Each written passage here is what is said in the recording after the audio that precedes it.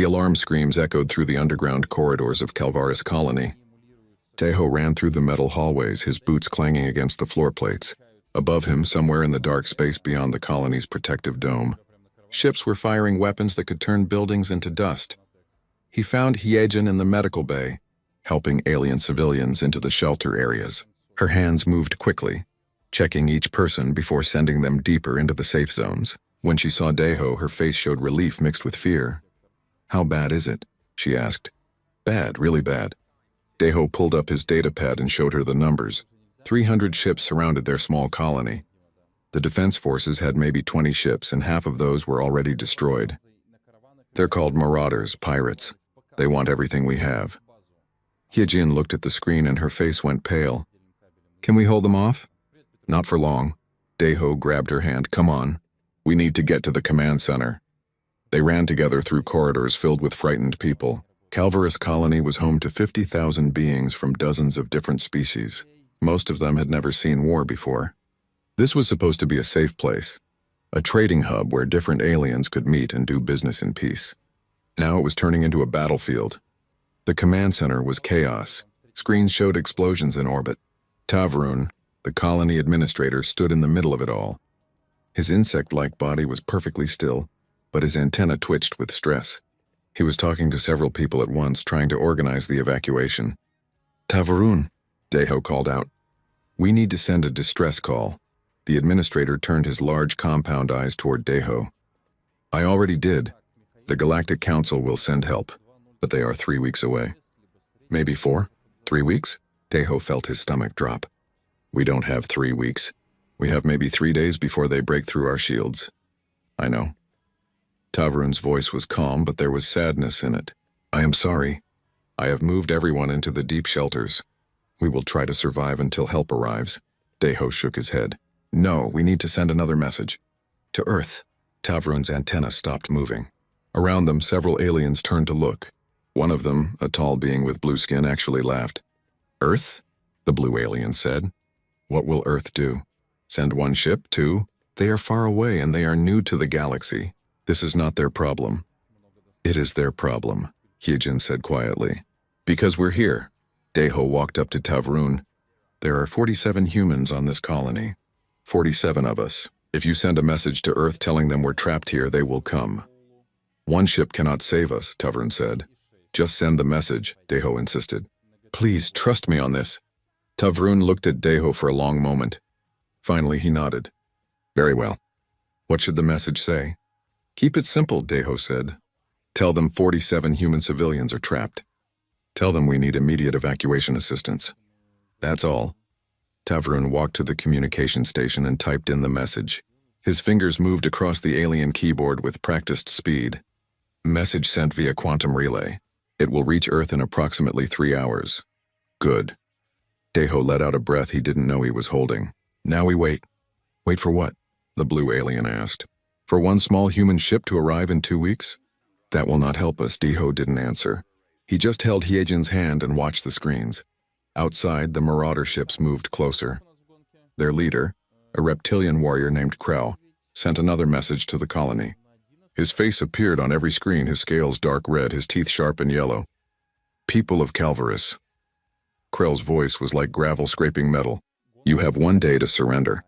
Open your shields and give us everything you have. Your food, your technology, your ships, your weapons, everything.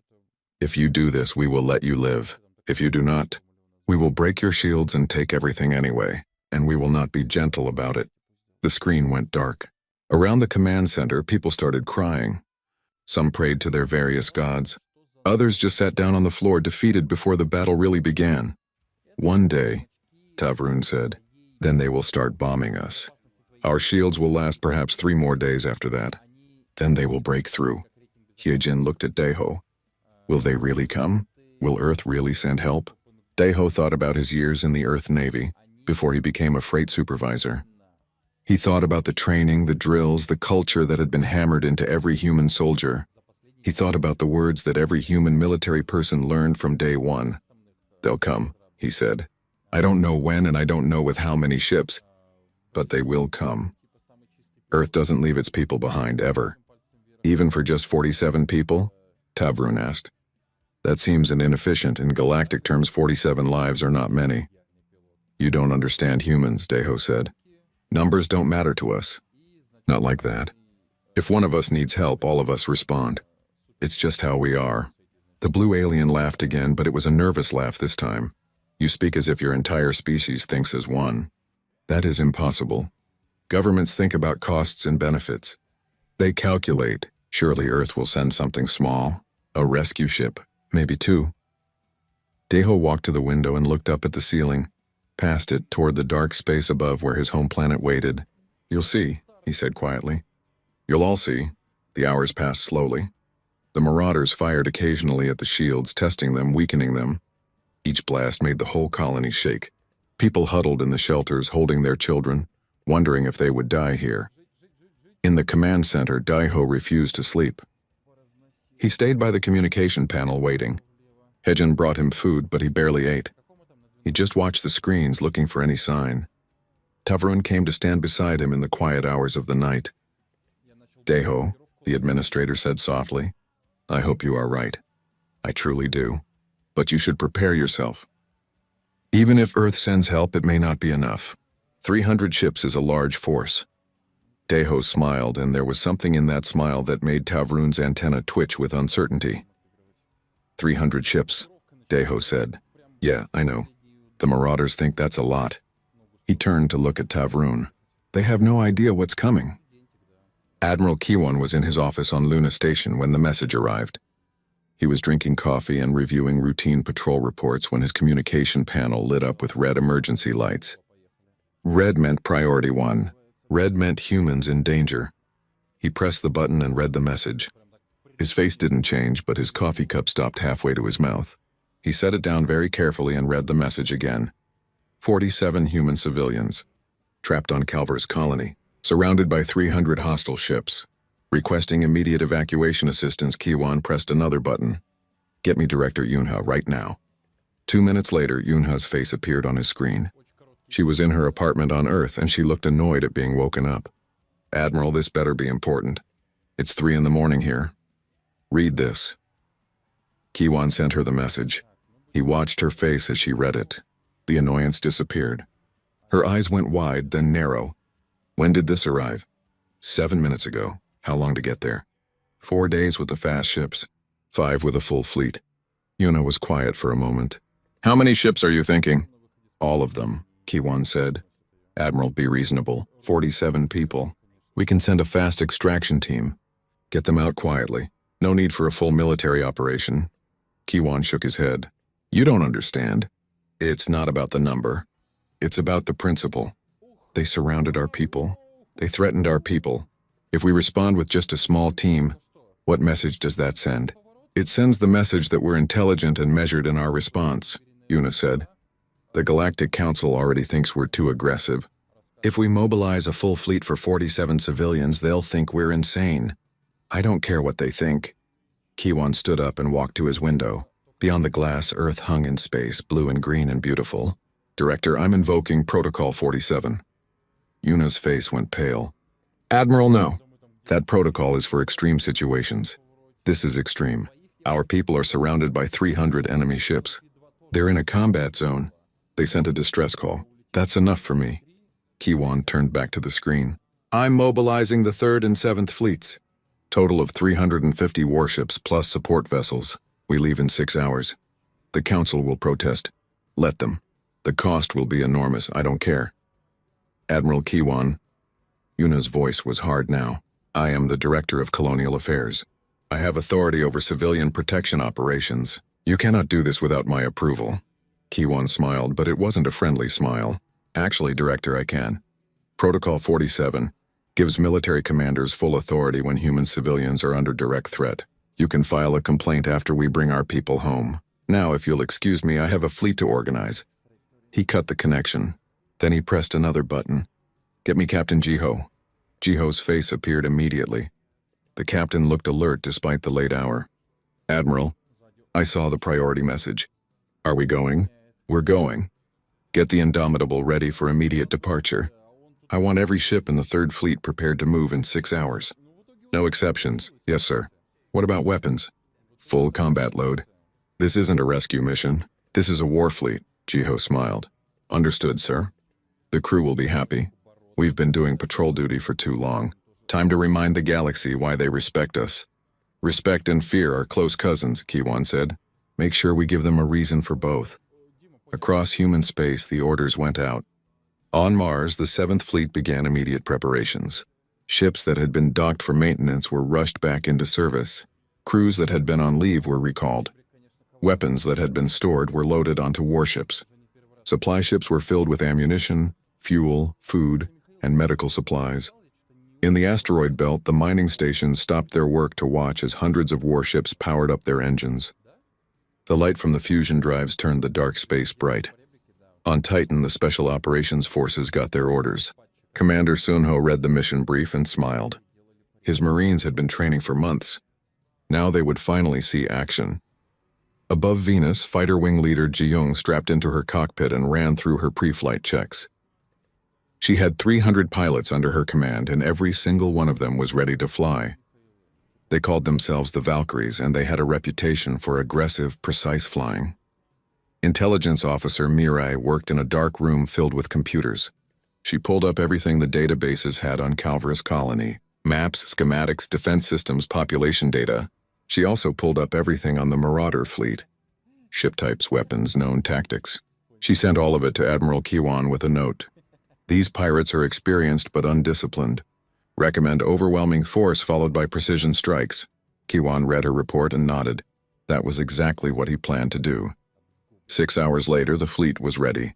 350 warships of various sizes, 50 support vessels, 400 ships total, carrying 50,000 human military personnel. It was the largest fleet humanity had mobilized since the last major war 20 years ago. The Galactic Council noticed. Of course they noticed. You can't move 400 ships through space without people seeing it. Ambassador Wu Jin received 17 emergency calls in 1 hour. Everyone wanted to know what humanity was doing. He told them all the same thing. We're retrieving our people. Please stay out of our way.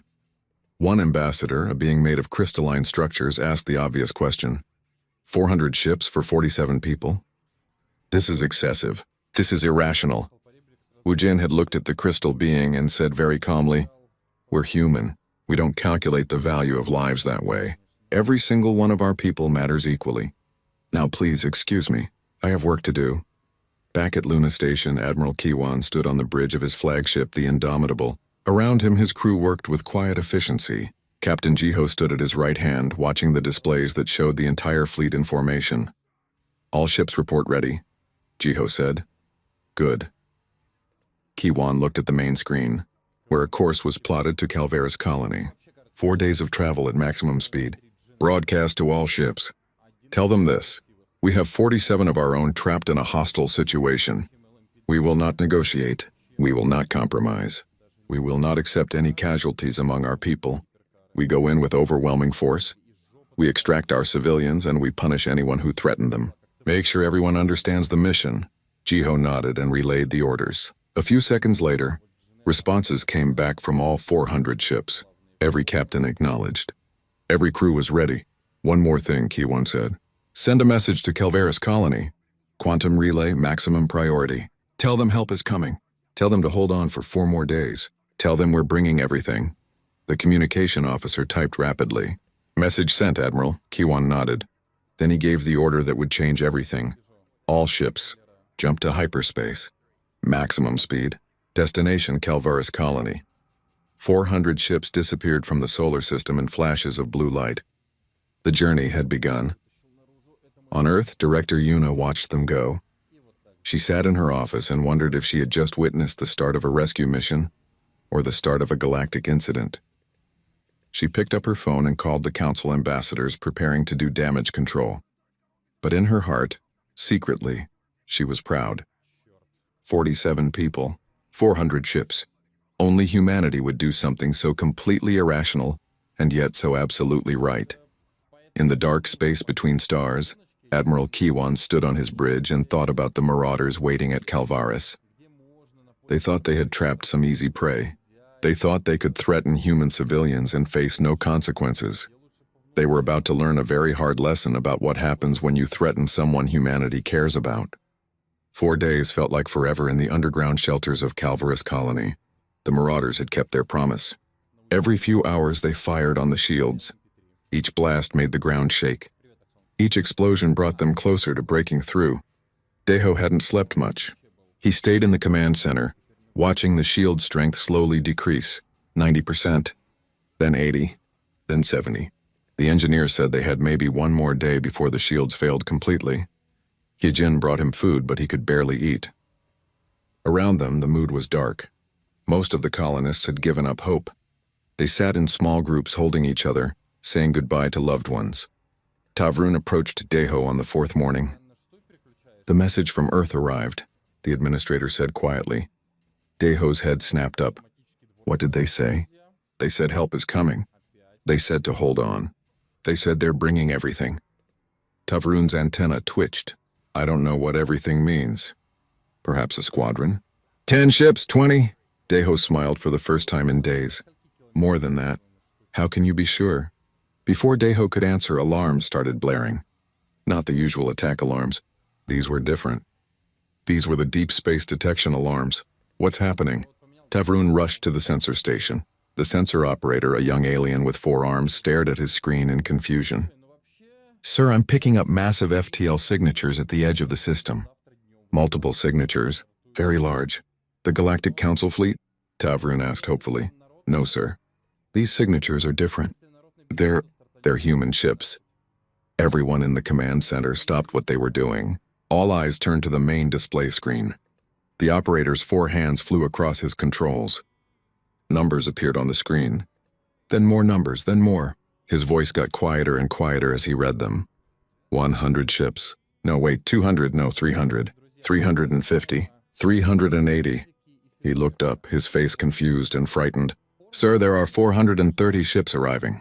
All of them are human vessels." The command center went completely silent. You could have heard a pin drop. Tavrun turned slowly to look at Deho. 400 ships? For 47 people? Deho nodded. "I told you they'd come." On his command ship, Krell was enjoying his morning meal when his sensor officer interrupted him. The reptilian warrior snarled at the interruption, showing his sharp teeth. "This better be important," Krell growled. "Sir, we're detecting FTL arrivals. Large fleet at the system edge." Krell relaxed. "Finally. The Galactic Council. They're 3 weeks late, but at least they showed up." "How many ships?" Many, sir." "How many is many?" 430, sir." Krell stood up so fast his chair fell over. 400? The council sent 400 ships for this small colony? He laughed, but it was a nervous laugh. "No matter. We have 300 ships, and we're already in position. They'll have to negotiate." "Sir," the sensor officer said quietly, "they're not council ships. They're human ships. All of them." The bridge went silent. Krell walked slowly to the main display. He looked at the sensor readings himself. 430 human vessels. Dreadnoughts, cruisers, destroyers, frigates, carriers, support ships. A full war fleet. "This must be a mistake," Krell said. "Humans don't mobilize full fleets for small colonies." "Check the sensors again." "I've checked 3 times, sir. It's accurate. 430 human ships, and they're moving into formation around the system." Krell felt something he hadn't felt in years. Fear. Real cold fear. "How many humans are on Calvaris Colony?" His intelligence officer checked his data pad. 47 civilians, sir." 47. Krell said the number slowly. "They sent 400 ships for 47 people?" "It appears so, sir." Before Krell could respond, the communication system activated. A human face appeared on every screen in the bridge. The human was older, with gray hair and cold eyes. He wore an admiral's uniform. "This is Admiral Kiwan of the Human Expeditionary Force," the man said. His voice was calm, but there was something dangerous underneath it. "You have surrounded Calvaris Colony. You have threatened civilians under human protection. You have 47 of our people trapped in your siege. You have 1 chance to withdraw. You have 30 minutes to power down your weapons and leave this system. If you do not, we will remove you by force." The screen went dark. Krell stood frozen. Around him, his crew looked terrified. Some of them had fought humans before, in small skirmishes on the edge of space. They knew humans were tough, but no one had ever seen a full human war fleet in action. "Sir?" his first officer asked. What do we do? Krell's pride warred with his fear. He had 300 ships. He had position. He had his reputation to think about. If he ran from humans, other pirates would hear about it. He would be laughed at. His crew might even mutiny. We hold position, Krell said. 300 ships is still a large force. They won't risk a full battle. They'll negotiate. Humans are soft. They care about casualties. But sir, 400 ships. I said we hold. Krell roared. Send them a message. Tell them to come and take their people if they want them so badly. The communication officer, trembling, sent the message. Krell's words were simple and arrogant. Come and take them, primates. In the shelter on Calvaris colony, everyone watched the screens in amazement. The sensors showed both fleets clearly. The marauder ships in their siege formation around the colony. The human fleet arranging themselves in precise combat formations around the system. Hyejin grabbed Daeho's hand. Did you know they'd send this many? Daeho shook his head. I knew they'd send enough. I didn't know what enough would be. But I knew it would be more than anyone expected. Tavrun watched the countdown timer on the screen. 29 minutes until the human ultimatum expired. Will they really attack, he asked. A battle this size will be devastating. Even if the humans win, there will be thousands of deaths. There will be, Daeho agreed. But none of them will be human. That's what you don't understand about our military. We don't fight fair. We don't fight with honor. We fight to win with 0 casualties on our side. That's impossible, the blue alien said. He had been quiet since the human fleet arrived. His earlier mockery completely gone. In any battle, both sides take losses. Watch, Daeho said quietly. You'll see. The minutes ticked down. 20 minutes, 15, 10, 5. The human fleet didn't move. They just held position, waiting. Their weapons were powered up. Their shields were active, but they didn't fire. They were giving Krell every chance to make the smart choice. On Krell's bridge, officers were openly arguing. Some wanted to run. Some wanted to fight. Some wanted to negotiate. Krell sat in his command chair. His scaled fists clenched, his mind racing. He had built his reputation on being fearless. He had raided dozens of colonies. He had faced the Galactic Council's small patrol fleets and scared them off. But this was different. This was 400 human warships, and humans had a reputation for being absolutely insane when protecting their own people. But if he ran now, he would lose everything. His crew would abandon him. Other pirates would see him as weak. His empire, built over 20 years, would crumble. We stand and fight, Krell said finally. Send the message. Tell the humans we refuse their ultimatum. His communication officer sent the message with shaking hands. On every screen, the countdown timer reached 0. Admiral Kiwan on the bridge of the Indomitable received Krell's refusal. He nodded once as if he had expected nothing else. Captain Jiho stood beside him, waiting for orders. The entire bridge crew was silent, professional, ready. Kiwan looked at the tactical display. 300 marauder ships arranged in a rough sphere around Calvaris colony, 430 human ships in perfect battle formations, spread throughout the system. 30 minutes has expired, Jiho said quietly. Your orders, Admiral? Kiwan turned to his tactical officer. His voice was calm, almost gentle. He said one single word, execute. The human fleet didn't charge forward like warriors seeking glory. They didn't fire wildly like pirates seeking destruction. They moved with the cold, calculated precision of a machine designed for one single purpose, to eliminate threats with maximum efficiency and minimal risk. Captain Jiho spoke into his communication system. His voice calm and professional. All fighter wings launch. Secure space superiority. Eliminate enemy interceptors. Rules of engagement. Weapons free, but watch your fire. Colonial structures priority protected. From the carrier ships, thousands of small fighters poured out like angry bees from a hive. Ji-young led her wing personally, her fighters streaking through space at incredible speed. She had trained for this her entire career. Now it was time to show what human pilots could do. The Marauder interceptors moved to engage, but they were slow and disorganized. Ji-young's tactical display showed her everything she needed. Enemy positions, friendly positions, firing solutions, optimal attack vectors. The human fighters had better sensors, better weapons, better training, and better coordination. Goldwing, take the left flank. Silver Wing, center. Bronze Wing, right flank. Let's clean house. Ji-young's voice was steady over the communication channel. The space battle began.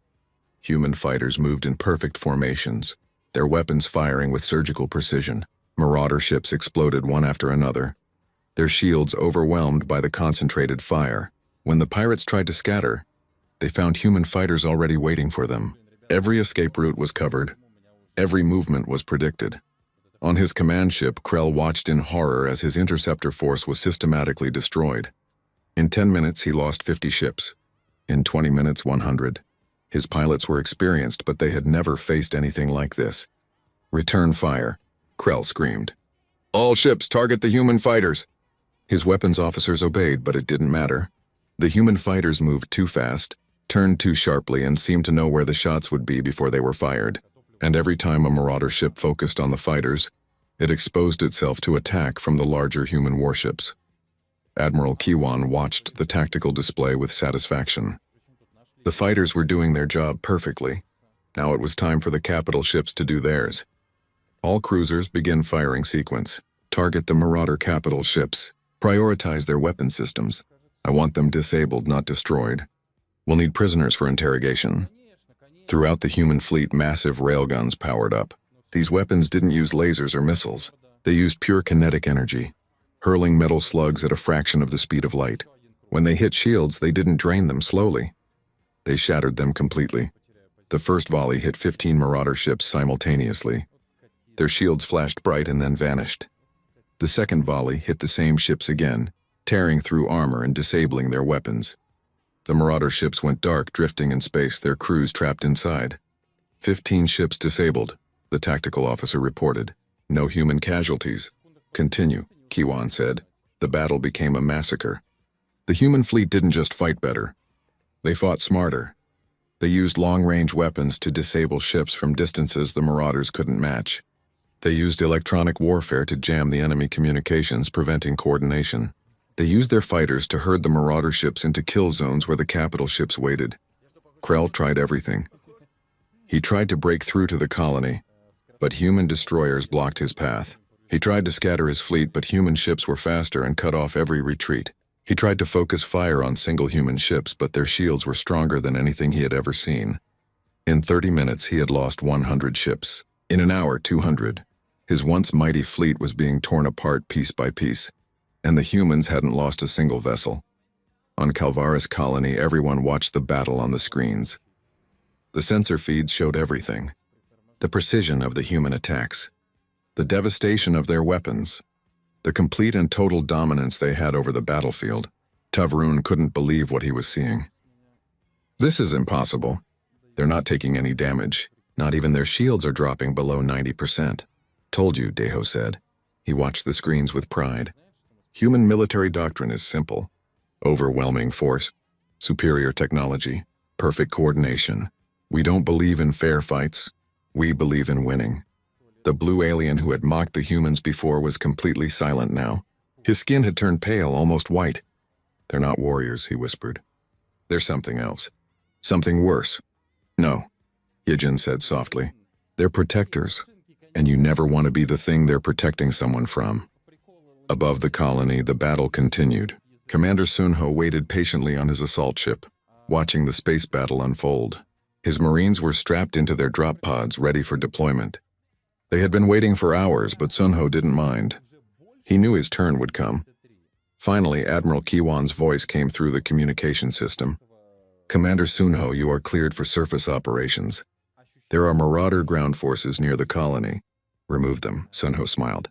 "Yes, sir. All units prepare for drop. We're going in hot." The assault ships moved into position above Calvaris Colony. The drop pods launched, small metal capsules containing Marines and their equipment. They fell through the atmosphere like meteors, their heat shields glowing red. The Marauder ground forces saw them coming and tried to flee. It didn't help. The drop pods landed in a perfect circle around the enemy position.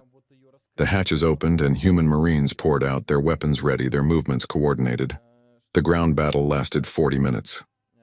The Marauders fought desperately, but they were surrounded, outnumbered, and completely outmatched. Human Marines moved through the battlefield with the same precision as their ships in orbit. Every team knew their role. Every soldier knew their position. They advanced steadily, pushing the enemy back, cutting off escape routes, forcing surrender. When it was over, not a single human marine had died. 23 were wounded, but their armor had protected them from serious injury.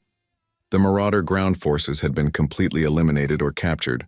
Sunho reported to Admiral Kiwan. Surface is secure, sir. All threats eliminated. Colonial structure is undamaged. We're ready to begin evacuation of civilians. Good work, Commander. Hold position and wait for the medical teams. In space, the battle was entering its final phase. Krell's fleet was down to less than 100 ships. Most of those were disabled and drifting. The few that could still fight were trying desperately to escape the system. But human ships blocked every route. Captain Jiho's dreadnought, the Indomitable, positioned itself directly in front of Krell's command ship. The Marauder vessel tried to turn away, but its engines were damaged. It couldn't run anymore. Jiho opened a communication channel. Marauder vessel. This is Captain Jiho of the human warship Indomitable. Your fleet is destroyed. Your ground forces are captured. You have no chance of victory and no chance of escape. Power down your weapons and prepare to be boarded. This is your last chance to surrender peacefully. On Krell's bridge, the crew looked at their commander. Some of them were crying. Others looked angry. Most just looked defeated. They had seen what happened to ships that kept fighting. The humans disabled them efficiently and without mercy. Krell sat in his command chair, his scaled hands gripping the armrests so hard they cracked. His pride wanted him to fight to the end. His survival instinct told him to surrender. He looked around his bridge at the crew that had followed him for years. They had families. They had lives. He had led them into this disaster. Power down weapons, Krell said quietly. Surrender to the humans. His weapons officer hesitated, then obeyed. The ship's weapons went dark. The shields dropped. On the main screen, they watched as human boarding craft approached. Admiral Kiwan received the surrender notification. He nodded once, then turned to his communication officer. Send to all human ships, cease fire. Secure all prisoners. Begin search and rescue operations for any survivors. Medical teams to the colony immediately. And someone tell our people down there that they're safe now. The bridge crew erupted in quiet celebration. They had done it. 430 human ships against 300 Marauder vessels. The result? 203 Marauder ships destroyed, 97 disabled and captured. 12,000 Marauder personnel captured alive. 67,000 Marauder casualties. Human casualties. 0 deaths. 23 wounded. All injuries minor. On Calvaris colony, the message came through. Daiho read it aloud to the crowded command center. Surface secure. Hostile fleet neutralized. Medical teams inbound. All human civilians confirmed safe. Evacuation optional. Colonial structure undamaged. The command center exploded with cheering. Aliens were hugging each other, crying with relief, laughing with joy. They had survived. They were safe. The humans had saved them all. Tavrun walked up to Daiho, his antenna moving in the gesture his species used to show respect. You were right. They came. And they brought everything. Daiho smiled. I told you. Humans don't leave their people behind. Ever. Hyejin hugged him tightly. Around them, the colonists began emerging from the shelters, looking up at the sky where human ships now protected them. The nightmare was over. 3 months had passed since the battle. Calvaris colony looked different now. The damaged buildings had been repaired. New defense systems donated by Earth surrounded the colony. Human engineers had worked alongside alien workers to make everything better than before. Daiho stood at the spaceport watching ships come and go. Trade had returned to the colony even better than before. Everyone wanted to come to the place where humanity had shown its true strength. Some came out of respect, some came out of fear. Either way, business was good. Hyejin joined him, carrying 2 cups of coffee. She handed him one and they stood together watching the sky. Do you think things will ever go back to normal? She asked. This is normal now, Daiho said. Just a different kind of normal. Above them, human patrol ships moved through space. Admiral Kiwan had left most of the fleet, but he kept 24 ships on permanent station around Calvaris. A reminder, a warning, a promise that any colony with humans would be protected. Tavrun approached them, walking carefully on his insect legs. Daiho Hyejin, I wanted to tell you both something. The Galactic Council has called a special session. They want to discuss what happened here. They've asked me to testify. What will you tell them? Hyejin asked. Tavrun's antenna moved thoughtfully. The truth, that the humans saved us all, that they came when no one else could, that they fought with precision and mercy. He paused. But I think some members of the council are frightened. They saw what your fleet did. 400 ships destroying 300 in just a few hours with 0 casualties. That kind of power makes people nervous. It should, Deho said quietly. That's the point. The Galactic Council chambers were located on the neutral station called Unity Point. It was a massive structure, built by all the member species together. Inside its great hall, representatives from 300 different worlds gathered to discuss matters of galactic importance. Today, they gathered to discuss humanity. Ambassador Wu Jin sat in the human delegation section, watching as the various representatives took their seats. He knew this would be difficult. Many species were frightened by what Earth had done at Calvaris. Some were calling it an overreaction. Some were calling it a threat. Tavrun stood at the central podium, his voice amplified so everyone could hear. He described the siege, the fear, the desperation.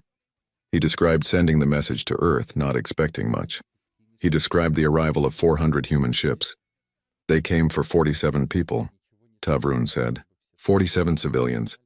Not soldiers, not diplomats, not scientists doing important research, just regular people who happened to be human. And Earth sent 400 warships to save them. A representative from the Crystalline Assembly spoke up. His voice sounded like wind chimes. That is precisely the problem. Such a response is completely disproportionate. It demonstrates a lack of rational thinking. It suggests humans cannot be trusted to respond appropriately to situations. Murmurs of agreement rippled through the chamber. Many representatives nodded their heads or made equivalent gestures. Another representative, this one from a species that looked like floating jellyfish, added her voice. Furthermore, the battle itself was conducted with terrifying efficiency. 0 human casualties. That level of military capability is concerning. If humans can destroy a fleet of 300 ships without losing a single vessel, what does that say about their true military strength? What else are they hiding? More murmurs. More concerned looks. The atmosphere in the chamber was turning hostile. Ambassador Wu Jin requested permission to speak. The council leader, an ancient being whose species had been exploring space for 10,000 years, granted it. Wu Jin walked to the central podium.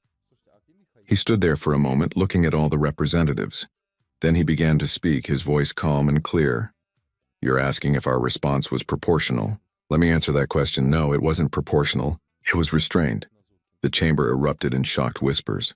The council leader called for order. Wu Jin continued. Those marauders threatened 47 of our people. We sent 430 ships. That's roughly 9 ships per human civilian. You think that's excessive?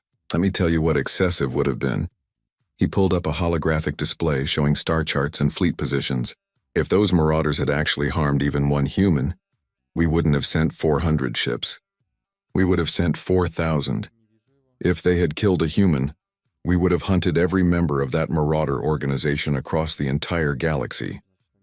We would have tracked them to every station, every colony, every hidden base, and we would have eliminated them all. The chamber went silent. Every representative was listening now. You see, you're thinking about this the wrong way, Wu Jin said. You're thinking about cost and benefit.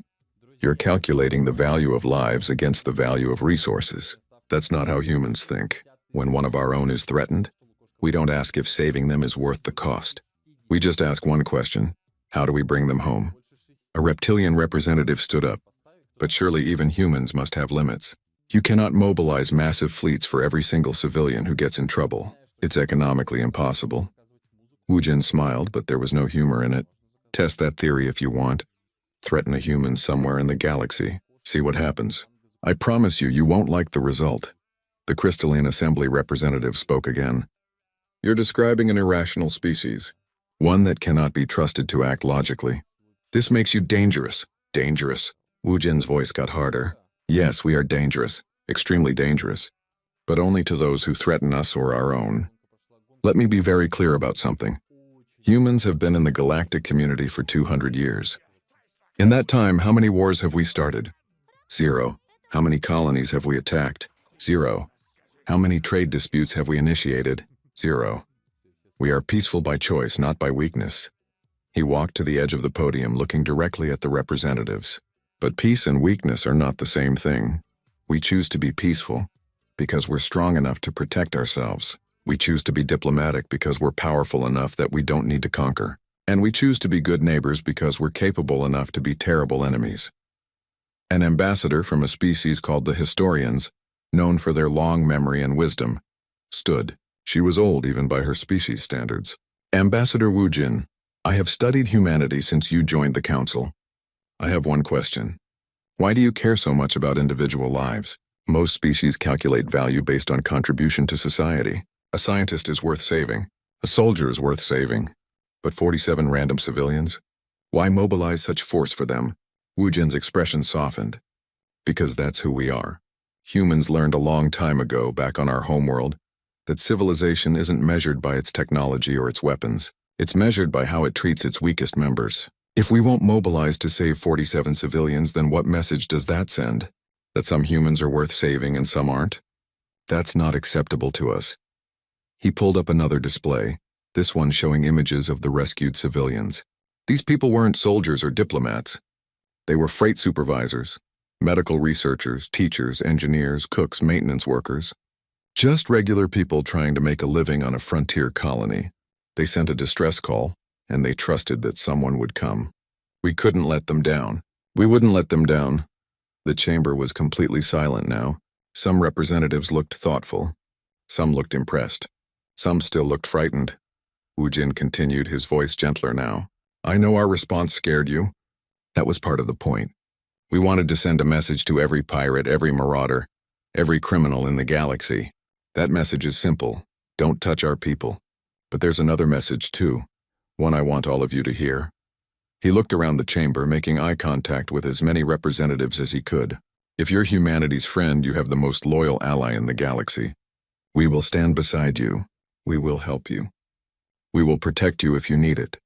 We extend that friendship freely and honestly.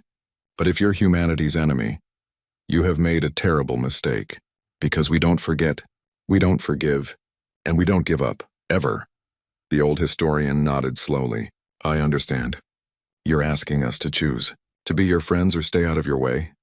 Not exactly, Wu Jin said. We're telling you who we are. What you do with that information is up to you. But don't mistake our kindness for weakness.